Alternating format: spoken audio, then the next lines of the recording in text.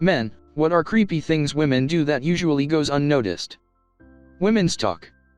They stalk like hell, but it's typically seen in a very romantic light. Which I don't really have a problem with. I just wish people would acknowledge it more often because it happens a lot, and a lot of them are creepy when doing it. I've had 4 female stalkers, and 1 male, in my life. It's not cute, it's creepy, and tiresome. The male ended up being a rapist, mine, which, yes, exceeds the female behavior, but any stalking is hard on a person. I was in my early/mid-20s grooving near the bar at a concert waiting for a drink. Some mildly attractive girl comes up to me and asks me to help her roll her sleeves up on her jean jacket. At the time I was quite more oblivious to signals, so I thought this is an odd request, but I obliged and went back to my headspace waiting for a drink. She immediately went aggressive/toxic and said, "What are you, gay or something?" with this pissed off look on her face. I shot her back an extremely confused look considering I just helped her with something, threw a red flag on the play, received my drink, and returned to my crew.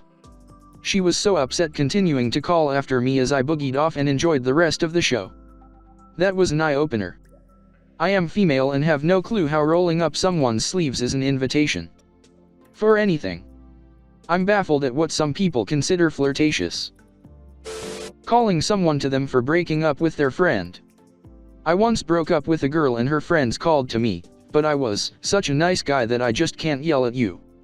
When I saw who was calling, I'd answer with, "Hey, you calling cause I broke up with Melinda?" I understand, feel free to yell at me. No one yelled at me. The last relationship I was in ended badly. One of our mutual friends decided to call the cops on me, saying I was trying to myself. Needless to say, the police take those calls very seriously.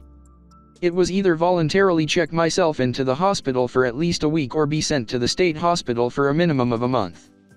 Spent a week at the hospital for mental evaluation. I've never been. I actually had a similar situation where someone called saying they brought me to the hospital, but thankfully they had brains and actually listened to me when I answered their questions and released me in less than an hour and apologized for wasting my time. Unfortunately, I still got slammed with a $5,000 bill from the visit. I was uninsured at the time. The person who called knew. It's crazy that they kept you. Sue them for damages. I believe making false emergency calls like that is illegal. This happened to a good buddy of mine. He was asked out by the girl in one of our classes who he barely knew, and had basically never talked to. He politely declined and moved on, didn't think much about it. She continued to post on social media for months in a very explicit manner how he missed out on her, and how she's too good for him and how he was ghosting her. I brought it up with him, and he said he didn't really care, so he let it go. But I was super pissed with her. Romantically accosting people on the internet is never cool. This is happening to me at work right now. A female co-worker, not currently in the same department but we worked together briefly when I started, figured out where I take my breaks and would walk the opposite direction so she could smile and wave at me. Every single day, for months. I would politely wave back but never stopped to talk to her because I wasn't that interested. I thought it was cute at first, sort of an ego boost. But then she saw me walking out with another girl and looked at me like she was furious.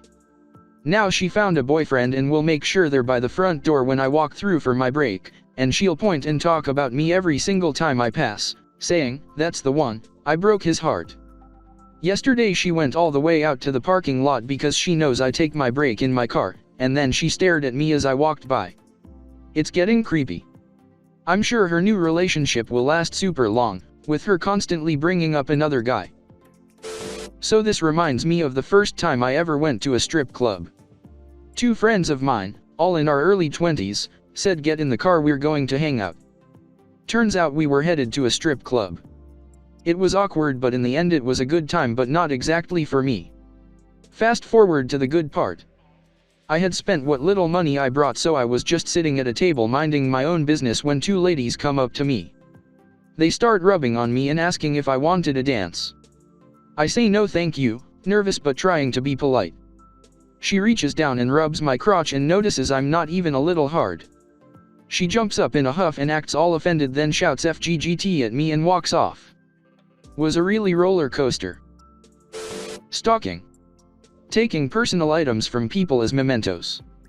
Testing their partner's friends by creating false situations or contrived situations to see how they react, or to manipulate them. Lying about experiences. A woman tried this on a mate of mine. She pretended she had been cheating on him. He straight up was like, "Cool, get the out please, don't contact me again." She seemed to think he would get jealous and try to fight for her.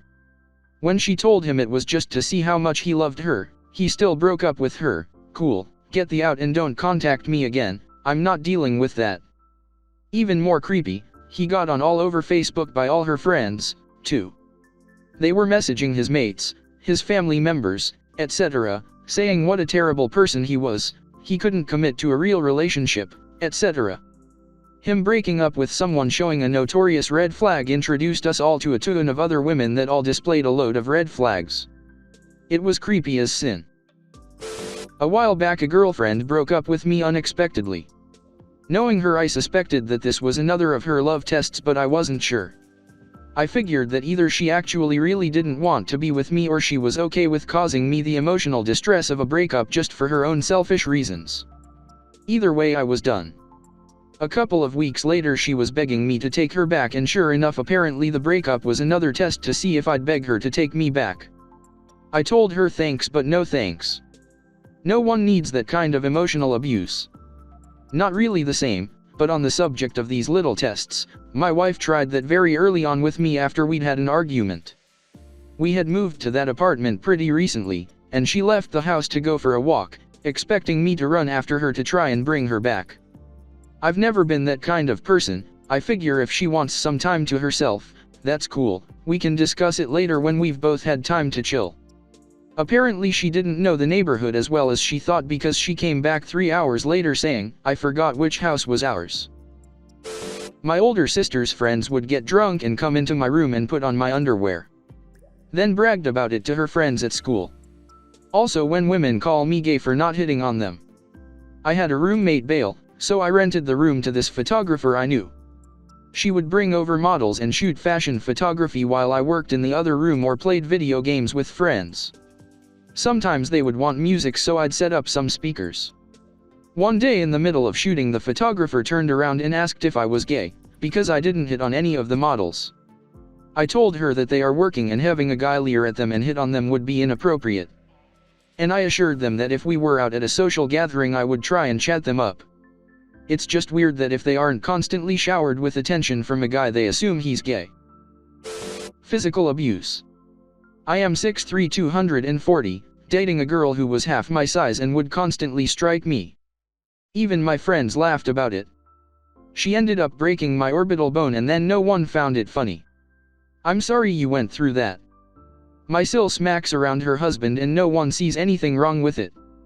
The first time I saw her slap her husband, then boyfriend, across the face because she was upset with something he said, I was horrified. No one else in the room even blinked. She hit my husband a lot too, and I had to tell my husband that behavior wasn't acceptable. I wish people wouldn't be so blasé about women hitting men, or other women. It's just wrong.